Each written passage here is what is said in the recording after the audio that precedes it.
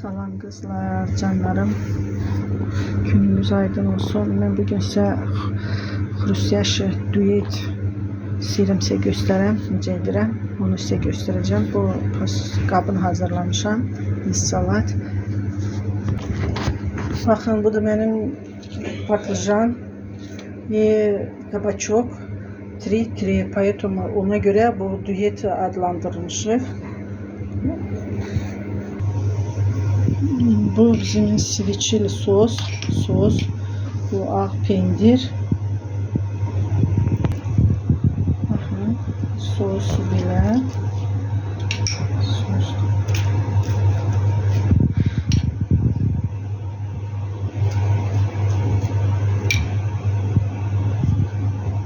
Pendir koyduk. Pomidor.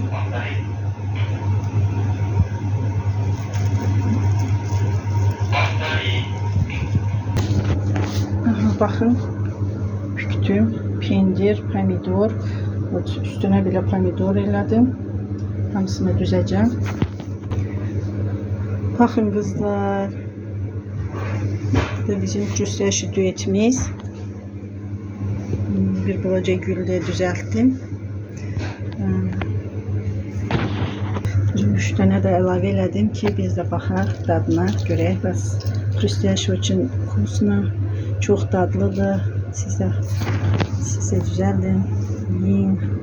Hoş olsun.